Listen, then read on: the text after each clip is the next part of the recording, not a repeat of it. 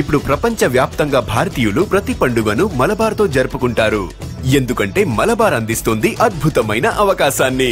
ఇది మీ పండుగలను మరింత ప్రత్యేకంగా చేస్తుంది. కాబట్టి ఇప్పుడు ఎక్కువ సేవింగ్, ఎక్కువ సంతోషాలు, ఎక్కువ సంబరాలు. ప్రతి పండుగకు Malabar gold and diamonds. Revelli Raju పార్థివ దేహానికి దగ్గరికి అయితే చాలామంది కార్యకర్తలు, నాయకులు అయితే వస్తున్నారు. ఆయనకు నివాళులు అర్పించేందుకైతే వస్తున్నారని చెప్పాలి. ముఖ్యంగా ఈ ఆత్మహత్య చేసుకోవడానికి ఇంత ధైర్యం ఎలా చేశాడు అని చెప్పేసి కూడా చాలామంది ఆశ్చర్యపోతున్న పరిస్థితి మనకు కనిపిస్తుంది. ఆ వీడియో ఏదైతే వైరల్ అయిందో, తల్లిని కొట్టిన వీడియో, ఆ వీడియో వైరల్ అయిన కారణంగానే ఈయన ఆత్మహత్య చేసుకున్నట్టుగా అయితే తెలుస్తుంది. దీని ప్రకారమే దీనికి సంబంధించి ఎవరైతే వీడియోని వైరల్ చేశారో ఆ వీడియో వైరల్ చేసిన వ్యక్తులందరినీ కూడా కఠినంగా శిక్షించాలని చెప్పేసి కూడా నిన్న రాత్రి సమయంలో మృతదేహాన్ని అక్కడికి తీసుకెళ్లి పోలీస్ స్టేషన్కి తీసుకెళ్లి అక్కడ ఆందోళన కూడా చేశారు. ఆందోళన చేసిన అనంతరం పోలీసులు కూడా చర్యలు తీసుకుంటామని చెప్పిన పరిస్థితి. ముఖ్యంగా దాని తర్వాత ముఖ్యంగా ఈయన రేవెల్లి రాజు విషయానికి వస్తే బీజేపీ నాయకుడిగా చాలా వరకు కూడా ఆయన పార్టీని అనుసరిస్తూ పార్టీకి ఎంతో కార్యకర్తగా కావచ్చు, అదేవిధంగా నాయకుడిగా కావచ్చు చాలా పనులు చేశాడని చెప్పేసి, ఎంతో ధైర్యంగా పనిచేసేవాడని చెప్పి చాలా మందికి కూడా న్యాయం చేసే విధంగా పనులు చేశాడని చెప్పేసి కూడా చెప్తుంటారు. అందులో భాగంగానే చాలా మంది కూడా నాయకులు కావచ్చు, కార్యకర్తలు కావచ్చు ఇక్కడికి వచ్చి నివాళులు అయితే అర్పిస్తున్నారు. బంధుమిత్రులు కూడా వచ్చి కన్నీరు మున్నీరుగా పిలిపిస్తున్న పరిస్థితి మనకు కనిపిస్తుంది. ప్రస్తుతం ఆయన భార్య ఉన్నారు, వారితోటి మాట్లాడదాం. అమ్మ చెప్పండి, దీనికి సంబంధించి అసలు ఆత్మహత్య ఎందుకు చేసుకోవాలనుకున్నారు? దీనివల్ల అంటే ఒక వీడియో వైరల్ చేయడం వల్లనే ఇలాంటి ఆత్మహత్య చేసుకోవడానికి కారణం ఏందని చెప్పేసి చెప్తున్నారు. ఏం చెప్తారు? వీడియో వైరల్ కావడం వల్లనే వీడియో ఎడిట్ చేసి వైరల్ చేశారు కాబట్టి ఆయన చనిపోతా అని వీడియో పెట్టి ఇంత పని చేసిండు. నాకేం చెప్పలేదు. చివరిగా ఎప్పుడు మాట్లాడారమ్మా మీతోటి? అంటే ఈయన ఈ వీడియో ఎప్పుడైతే వైరల్ అయిందో ఆ వైరల్ అయినప్పటి నుంచి కూడా ఆయన మనస్తాపానికి గురవడం జరిగిందంట. ఎప్పుడు బయటికి వెళ్ళారు? మీతో ఎప్పుడు మాట్లాడడం జరిగింది? మొన్న 10 o'clock ఇంట్లో నుంచి వెళ్ళిండు. స్నానం చేసి ఎప్పటిలాగానే పని మీద వెళ్తున్నా అన్నాడు.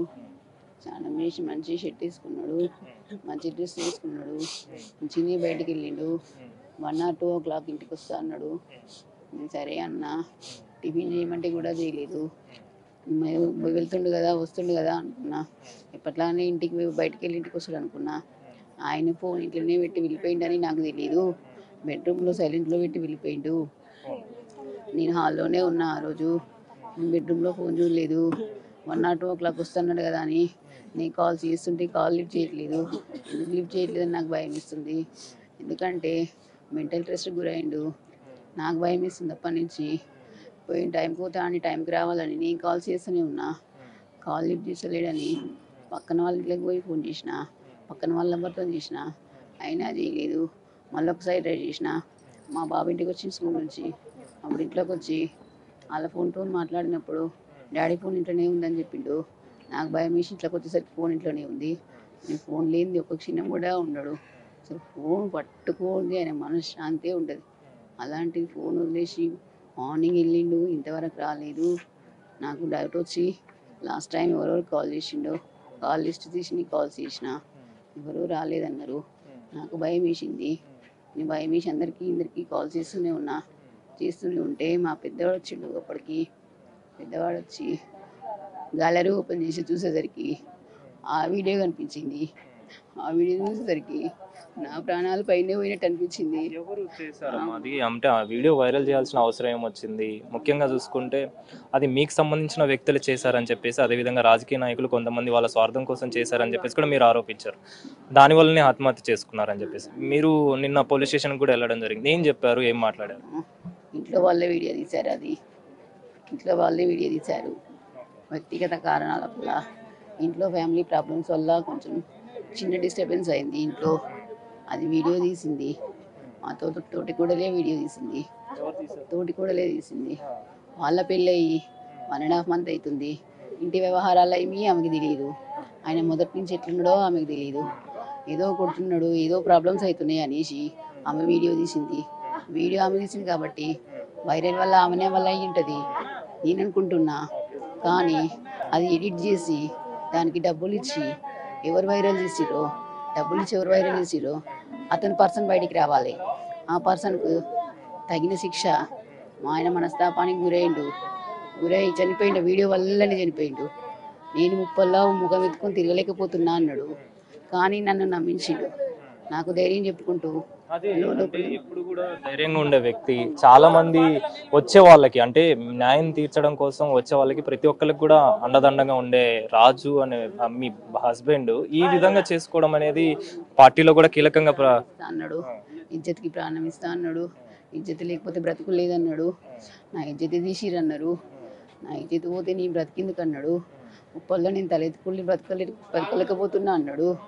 ఏం కాదని ధైర్యం చెప్పినా సరే ఏం కాదు మంచిగానే ఉంటా అన్నాడు నాతోటి. ఆయన లోపల పెట్టుకున్నాడు. నాకు ధైర్యం చెప్పిండు పైన. నేను మెంటల్ టెన్షన్ అవుతానని నాకు ధైర్యం చెప్పిండు. ఆ రోజు మార్నింగ్ వెళ్ళిండు, 5:30కి వెళ్ళిండు. బాగాయత్లకి వెళ్ళి అక్కడ వీడియో తీసుకుంటంట. ఇంటికి వచ్చిండు, స్నానం చేసిండు. 9:30కి వచ్చి స్నానం చేసి వెళ్తూనే ఉన్నాడు మళ్ళీ బయటికి. ఫోన్ పెట్టిన సంగతి నేను మర్చిపోయినా. ఆయన నేను పెట్టిన చూడలేదు, పెట్టి వెళ్ళిపోయిండు. వీడియో అక్కడ బాగా ఇట్లా తీసుకొని వచ్చిండు, ఇంట్లో పెట్టి పోయిండు, సైలెంట్లో పెట్టి. అది నేను చూడలేదు. చూస్తే ఇంత పని కాకపోతుండే. మీరేం చెప్తారమ్మా? ముఖ్యంగా ఆత్మహత్య చేసుకోవడానికి అది హత్య అని చెప్పేసి మీరు చెప్తున్నారు. ఆత్మహత్య చేసుకోవడానికి ప్రేరేపించే విధంగా వీడియో వైరల్ చేసి ఈ విధంగా చేశారని చెప్పి ఆత్మహత్య చేసుకునే విధంగా ప్రేరేపించారు. ఆ వీడియో వల్లనే మా ఆయన చనిపోయిండు, లేకపోతే చనిపోకపోతుండే. వీడియో ఎడిట్ చేసి ఎవరు వైరల్ చేసిర్రు? ఎడిట్ చేసి వైరల్ చేసి వాళ్ళకి డబ్బులు ఎవరు ఇచ్చిర్రు? అసలు ఎవరు చేయించిర్రు? ఆ పర్సన్ బయటికి రావాలి. బయటకు వచ్చి మా ఆయనకు, నాకు, నా పిల్లలకి న్యాయం జరిగేలాగా అతన్ని కఠినంగా శిక్షించాలని మీడియాకి మనస్ఫూర్తిగా నేను కోరుకుంటున్నాను.